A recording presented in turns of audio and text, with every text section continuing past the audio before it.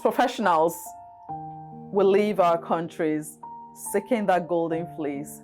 And oftentimes, one of the routes to get into Canada will be through a postgraduate studies.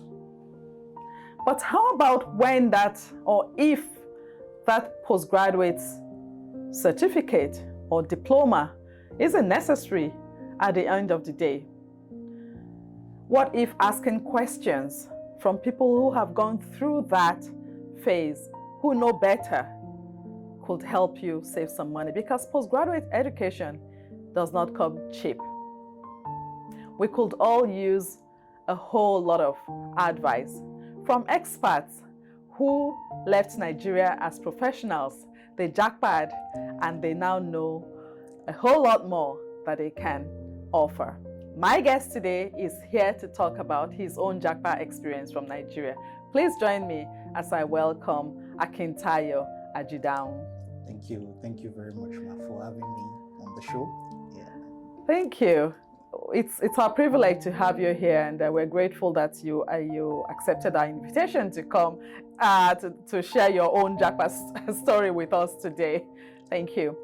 So, Tayo, well, it's not sunny here, but I see you putting on sunglasses. So, is there a story behind the sunglasses you're wearing today? Yes. So I was rushing home, so I forgot my actual glasses. Oh, so, I see. Yeah. So I don't want it like my eyes watering and getting dirty. So. Oh no, we don't want your eyes to water. We don't want anything to affect this interview, because I'm sure the viewers are like, who's this cool dude? They're all waiting to hear from you.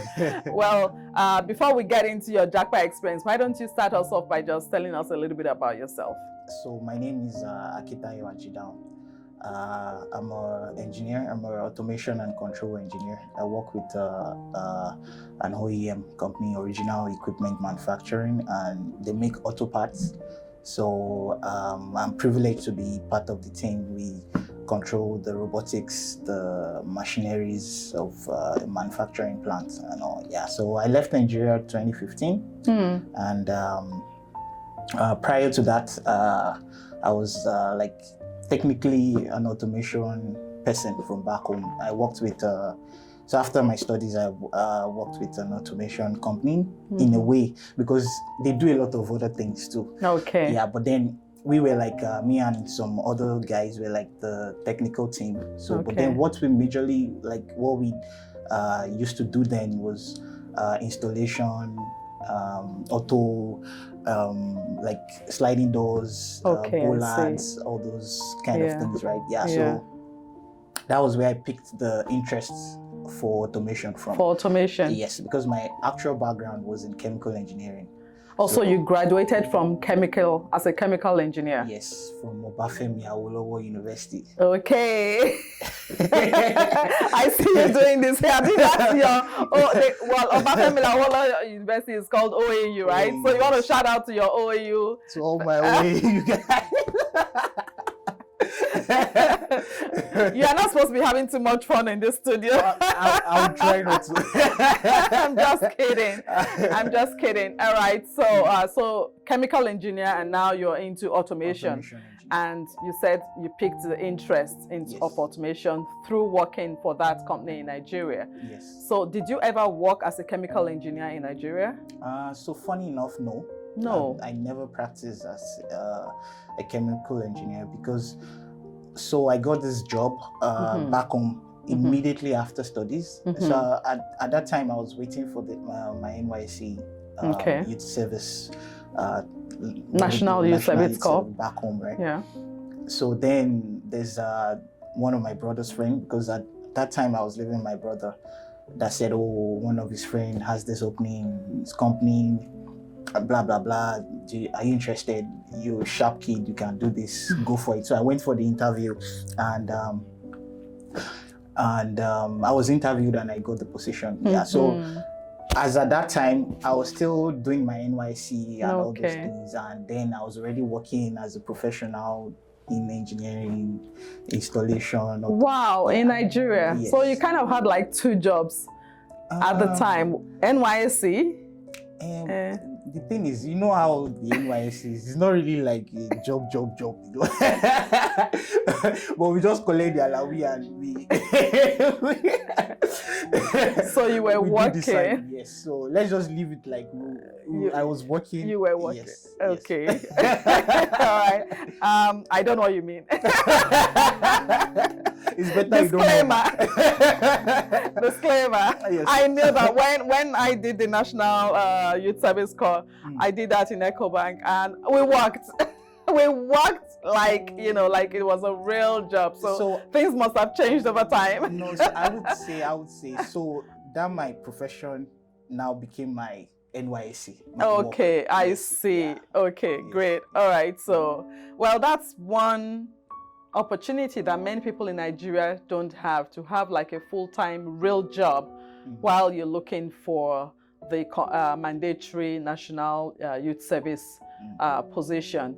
So, working in that company, how did it affect you positively or negatively, working as an in automation? Yes, it actually kind of molded me to like part of who I am today, right? Because really? It was my first experience in the workspace. And I have an interesting boss that actually taught me a lot of things, like life, how to be yourself, make a career. Because fortunately, he also had a background in chemical engineering, but he studied abroad. Oh. Yeah. So, but then I was able to I stylishly took him as a mentor. So I learned a lot from him. Yeah. Starting his business from finishing your master's abroad, and just like, I'm going back home to start a business. Because he saw an opportunity, and he gave all of us like a level ground, and he dealt with us like, oh yeah, you are my guys, and you have to learn. So it kind of molded me. I learned a lot, and when I came here, I just transferred all the experience here, and man. Wow. Yeah. Wow. Yeah. So he was a chemical engineer. Your background was in chemical engineering. Yes. Did you ever look for a position in chemical engineering, or you were comfortable with the one you had as an automation engineer? Yes, I did actually. You did yes. look for work? Yes, Really? I applied for some work. Yes. I remember I did one interview. Not interview, yeah, I would say interview. Back home, the way they do all this group mass tests. Call out, yeah. Yeah, SHL or something like that. I forgot what it's called. So I went for this total interview. So we did like a pre-test. When you go, you see the best students, graduating student, you're sitting next to you, looking at you, so me and you on this same job position. How am I gonna get this, right? Yeah. So then I remember there was even one I had that so after the main test, then the interview stage, I saw a relative of mine as part of the panel. Man, that actually kind of destabilized me. Oh no. Yeah, because it was someone I don't want to go too much into details, but it was someone very close, and the person didn't know I was coming for that position. But then he was the first person I saw on the interview panel, and I just couldn't do anything. I couldn't be myself. I was just dumb. I was just looking at him. What? What? Why? Yeah, so I did apply for some. I tried my luck in that field, but then back home, chemical engineering, you're close to petroleum. Everybody wants to do that. So it's very competitive. Right. If you are not one of the best, or you don't know, like a politician or a CEO, or your dad is not a director of something, it's so difficult to get into that field. Yes, into that field. Well, so how did you transition from your job to coming to Canada? How did Canada get into the mix? Okay, so actually from school, I've always had because my group of friends back home, we've always looked at, we have to study abroad. This is what people before us did. So from school, I already kind of have the idea that, okay, yes, I'm going to study abroad, I'm going to do my master's or whatever. And then from school, we started preparing. I used to have a friend back then that like kind of pull like group of us together and tutor us on how to write exam, TOEFL, GRE, all those things. Oh wow! To prepare us to, you know, like Japa. Yeah, so that has been like an underlying, like a foundation to how I got to Canada, right? Yeah. Okay. So then, as a professional working in automation, I had like 3 years experience then. So then I started looking, okay, now that dream, I think I can pursue it now. And another thing that I think motivated me was that, so all those guys, most of all our guys, they already jackpot. Oh, they left. Yeah, they already, you know, jackpot. But you know me, because I was still, you know, making 1 or 2 change back home, you'd be like, don't worry, let's still. You were comfortable. Exactly. But then, when you now look at them, we started this thing together. This one is in Texas, this one in Canada, doing. Then I started thinking, this Ninja, where are my Japa Palis? Let me dust it up. Yeah, so then I started looking for opportunities abroad. Like, okay, I have my TOEFL then and all that. Then I had a friend also, very close friend, like one of my brother's friends, younger brother. So we're in the journey together to then. And then, so we're looking at different countries. Actually, we're looking, okay, should we go to the US? Should we go to the, so we had Australia, Canada, US then. Oh, wow. So we had 3 options. Then, so my sister was in, lives in Canada at that time. Yeah, I still live in Canada. So I was already kind of turning towards, okay, Canada, I have siblings in Canada. Have a relative. Yeah, we don't want UK because then UK, like after studies program in UK wasn't too favorable as at that time. You rather study in UK than you go back home kind of thing. But then Canada would give you like a postgraduate work permit, all those things, right? So you can actually have a soft landing and all of that. So me and the guy, we were trying to see how we would get into one of the schools, right?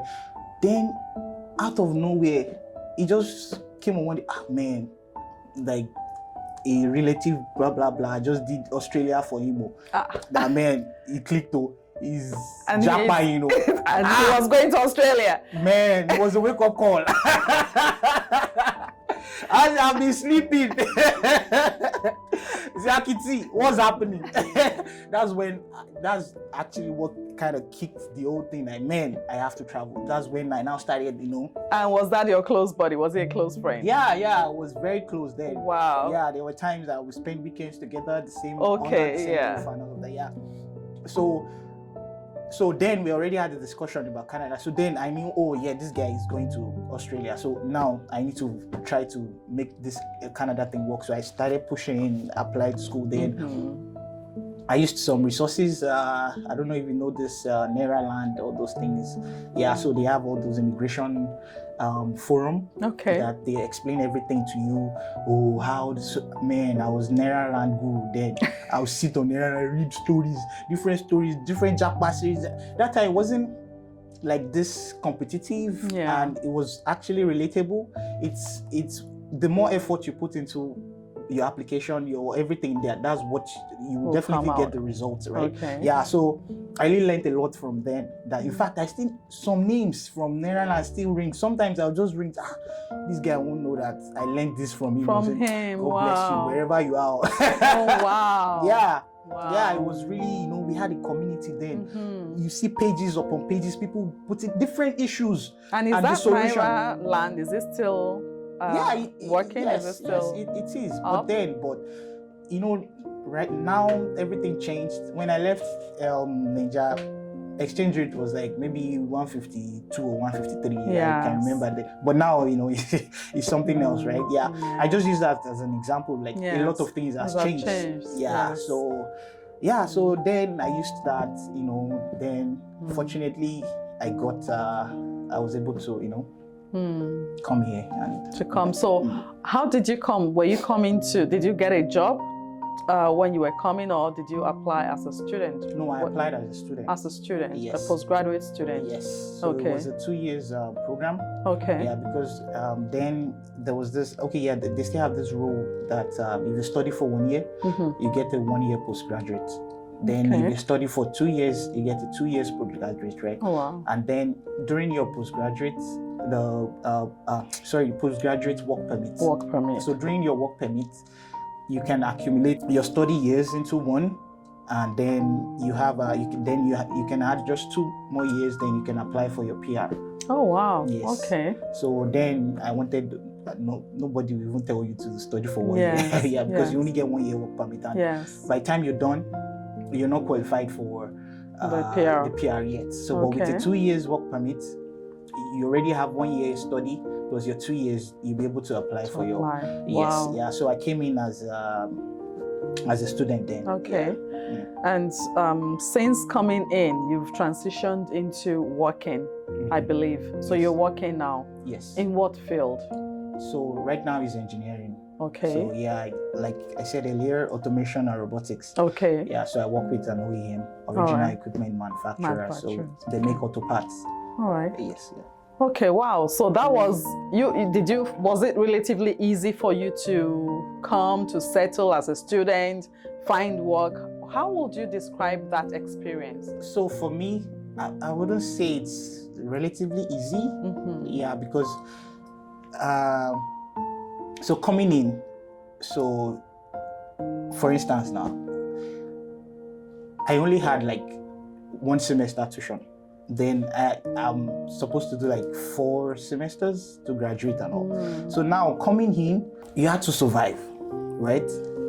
We had to do 1 or 2.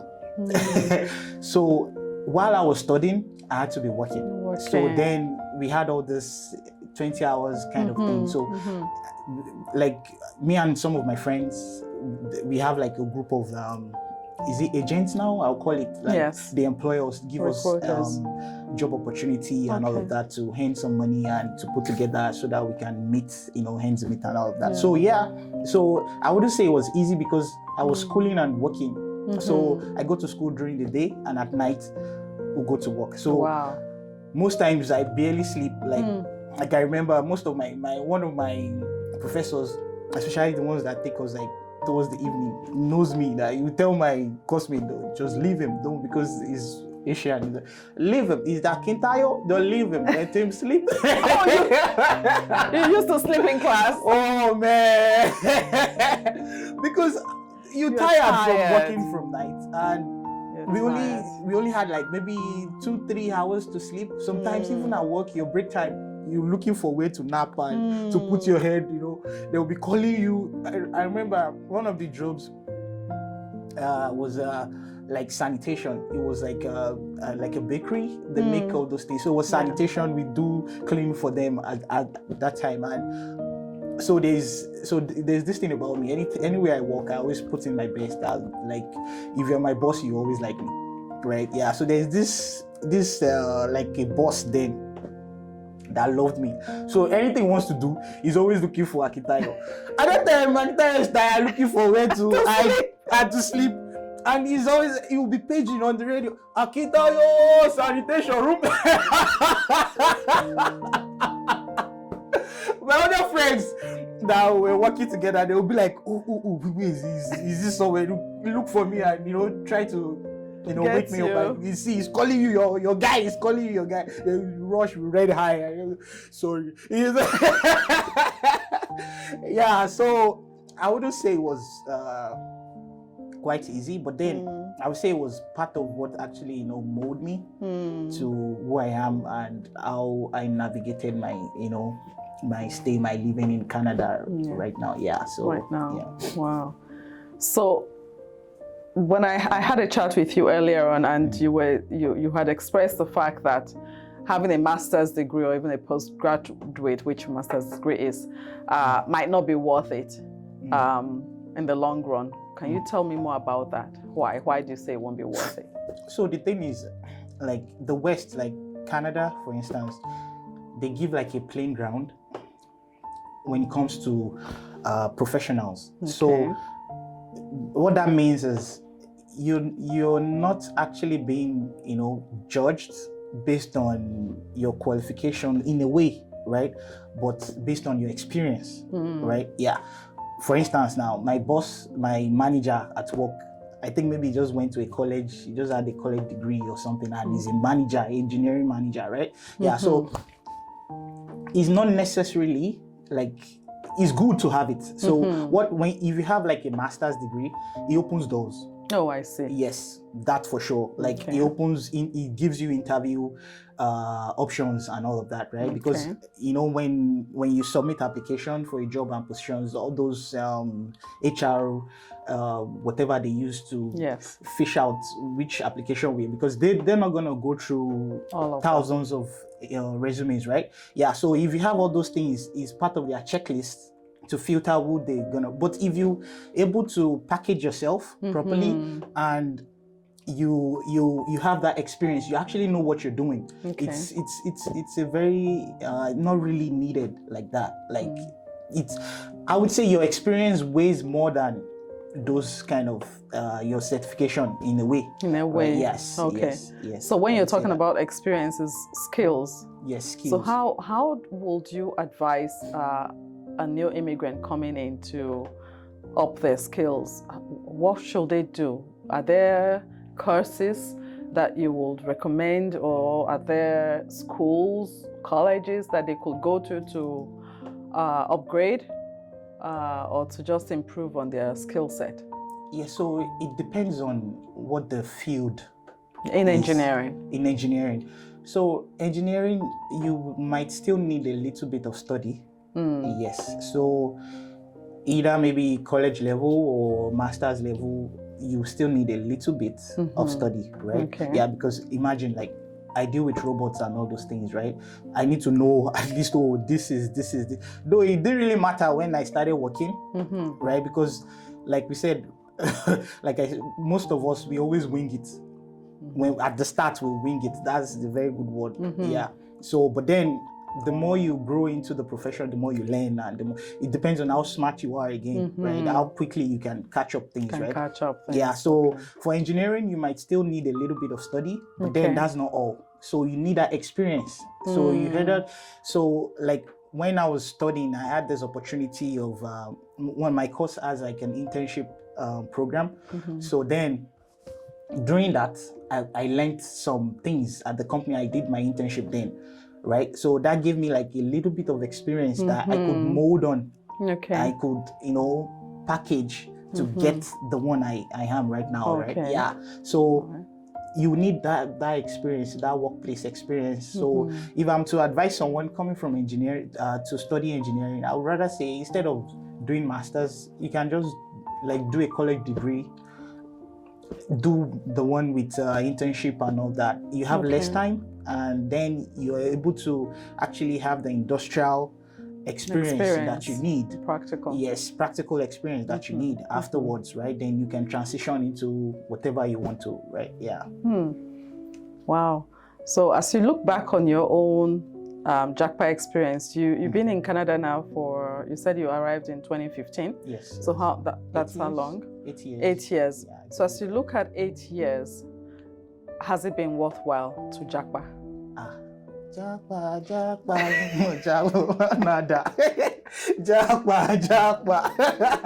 It's been worthwhile, yeah. It's been worthwhile. Yes, because like I said, Nigeria, it doesn't give you the fair playground. Yeah, for some reason, yeah. So, but here, there's a fair playground. You just need to be smart, right?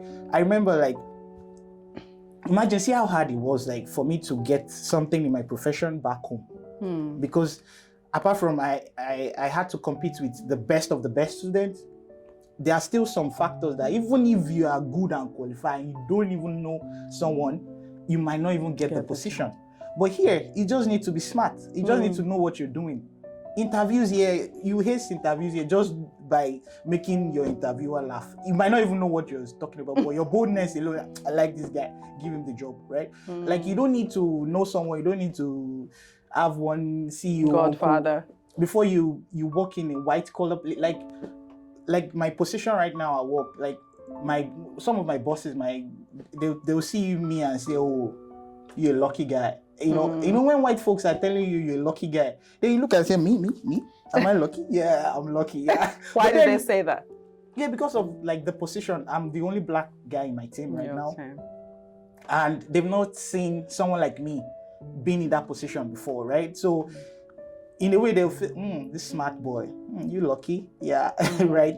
So Ninja would not give me that kind of fairness, like to showcase myself. I need to be over qualified. I need to know someone, Yeah, but then here I have a plain, fair playground. So your smarts and your talent is exactly working for you here. Yes. Like I remember when I came here to like my first few years, I used to travel a lot. Like when I was back home, you always have all these book people that you low key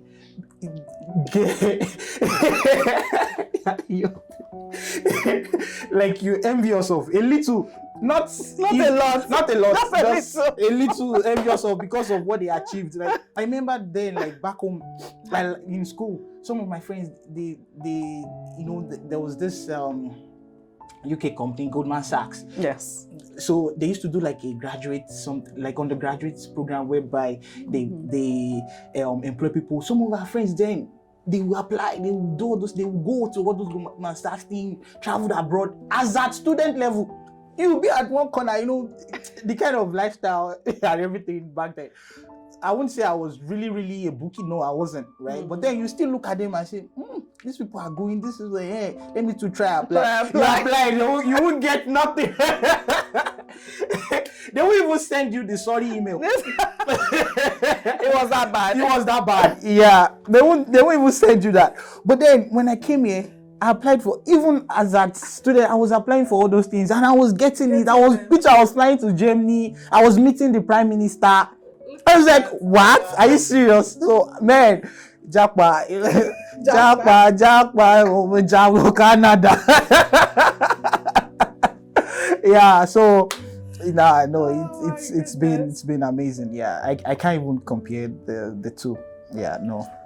Well, so it's been worthwhile, but in that 8 years, has there been a moment that you would say this was a moment I'll never forget, either because of a challenge or of something fantastic that happened? What one moment would you say defined your coming to Canada?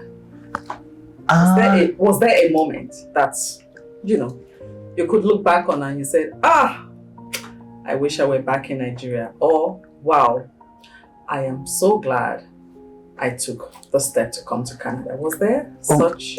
Yeah, so the thing is, sometimes you have this homesick, home feeling, and you just feel a little, back home, I might not be doing this, I might be doing that. But then, when you now put the time you've like felt that way, plus the time you felt, thank God I come out that country.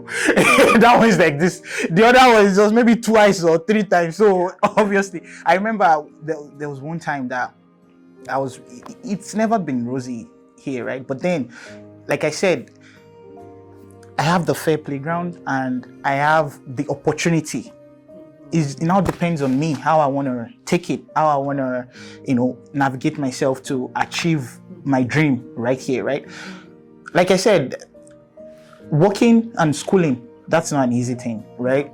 I barely, get 5-6 hours sleeps during my study days and all of that. So all those times, it's not like, rosy but then I knew that, okay, after this is the focus, this is the aim, right? So I kept on pushing through. And I remember too, like my present role right now, the first few months, I remember it was crazy. And this is not their fault, this is my fault, because most of the things that I should have learned, like maybe back home or from my prior experience, I didn't know all of that. Like what I said earlier, in engineering, you still need a little bit of study, right? I remember in school, we did all those, like even in OA, we did all those thermodynamics, electrical, like all those EE courses, we go and borrow electrical courses. All those things, at the end of the day, is what you're being tested on. later, but then you need that foundation, you need that little knowledge. So that was a little lacking, and then it gets frustrating when you're dealing with professionals at this level, whereby at their own young age, they've done and don't do that. Right? Yeah. So they look you sometimes as, are you dumb? You need to have, known all of this. Why am I still have to be telling you to do this, to do that? Right? Yeah. So there was this one day that one of my bosses was, maybe his own boss gave him some hard time, and he just poured everything on me, and I was just like, hi, if I'm in Nigeria, you were, I'll go arrange for you. Now me they follow talk like this. Yeah.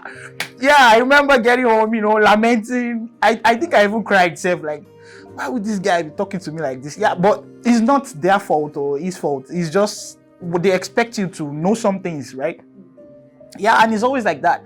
But then what they do now understand is we only need time. As a Ninja boy, I jackpot for a reason, right? So I only need time to catch up. So this winging time, don't worry, we'll wing it together. I'll cry and wing it. Don't worry. And you're a smart guy. Exactly. Now they are the ones coming to me. What do you think about this? What do you? So yeah. So yes. So it's been mixed, and then obviously looking back home, what has been happening over years, you just be like, oh man, thank God I moved. Every day you always, because I don't want to say better off, but like standard of living, everything, it's not comparable. Yes. So are you married? Yes, I'm married. Yes. And were you married in Nigeria, or you got married here? So I got married in Nigeria, but that was after I moved here. Oh, so you went back home to get married. Your wife was here with you at the time? Yes. So at the time, so I came here first. Like we had like maybe 3-4 months apart. Okay. So I was supposed to start my studies in September. So I came in that year, I think April. Okay. Then, so that time I was living with my sister. Then, so she was living like Kitchener, like 1 hour thereabout to Toronto. My school was in Toronto then. Okay. So I always like weekends come to Toronto, then do studies, go back to Kitchener, like that. Then she came that September of that same year. Yeah, for studies too. Okay. Yes. Now the reason I ask is because you're young, and I want to believe you have a family as well. And you have kids now? Yes, I have 2 kids now. Wow. So coming from Nigeria, getting married with kids, how has it been navigating this environment with marriage, work, and family? How have you been able to navigate that? Because in Nigeria, they will always tell you, well, guys in Canada work, they cook, they help, they do that. Whereas in Nigeria, there's the domestic staff who does all of that. Yeah. So my question is, how have you been able to navigate that aspect of life? So that aspect, I would say, is grace actually. Yeah. So it's not been easy. That's just one advantage that back home, has over here, because like you said, you have support system, nannies, you have grandma here, grandpa here, so especially when you start raising kids. But over here, it's not that much. Like to afford a nanny or help, it's very, very expensive. Even me, I would do the nanny. Yeah, so I would just say it's been great, because my wife is also a professional, and to navigate taking care of the baby and also still staying professional here, it's not been easy. Yeah, I don't want to go into too much detail. That would be another interview. Yes, so you're gonna come back? For sure. I always right. I got a free coffee. So. All right, Taya, before we go, I'm just going to ask you, have you experienced any unique challenges or even opportunities as an immigrant in your field as an engineer since you started working in Canada? I would say not really. Yes. Apart from like the challenge of adapting into the system, different culture, then weather. yeah, which is key. Of course, we always have to talk about the Canadian weather. Yes, it's it's funny. We have both extremes. That's true. Yeah, so sometimes Yeah. it kind of affect, especially the environment you work in. Yeah, because during the summer it's extremely hot in manufacturing plants. Wow. Yes, and sometimes, so you always want to stay in the office, not be on the main floor and all of that. So that, then dealing with other people, like Canada, we have diverse culture, and we have Asians and all this. So all these people have way of doing their things from where they're from, right? So you coming with your own OT, with your own experience from back home, the way we do our things a little bit different, right? Yeah. So it was, for instance, like I had this thing, when you and a colleague trying to sort things out, and I was kind of a little bit too loud with one of my colleagues one day because he was a little bit frustrating, and the guy just went straight to like HR and report. I'll be like, me and my guy back home. Let me say this in Brooklyn. That's why you go, one yam my papa. And the work still moves on, Just me trying to raise my voice. You already, I don't feel comfortable, and I can't work in the same space with this person because of this, that, but yeah. So all those little cultural so the work culture differs greatly. Yes. So apart from that, every other thing, if you're smart, it's a leveled playground.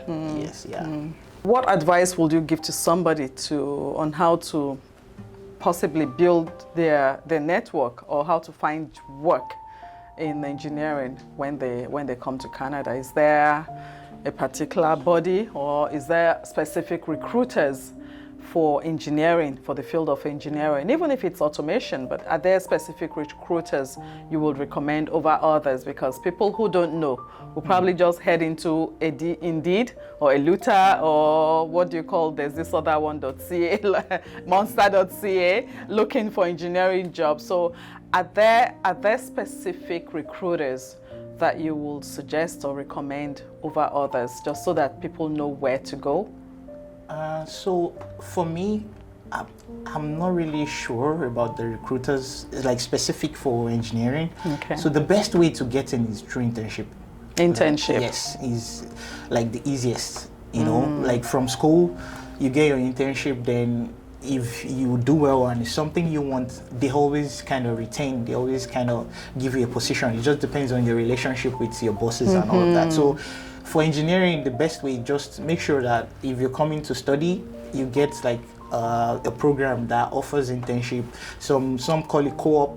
Yes. Yeah, some call it internship, right? Internship, yeah. That's the easiest way. Apart from that, just general networking, LinkedIn, checking what opportunity is out there, right? Yeah, because I won't even lie, it's a little bit like downwards opportunities in terms of for engineers nowadays, right? Because we see that IT is taking over, AI coming in, now people want to start learning prompting, how to control AI, how to do all those things, right? Yeah. So I would say there are more opportunities in that area. So they have like special recruiting team and all of that for that, right? For that area. Yeah, but for engineering, it's still same old playing, right? Yeah. Okay. Yes. All right. Yes. Wow. So Tayo, it's been such a pleasure having you here, and I'm sure people who want to leave Nigeria, who want to Japa, they have learned a thing or two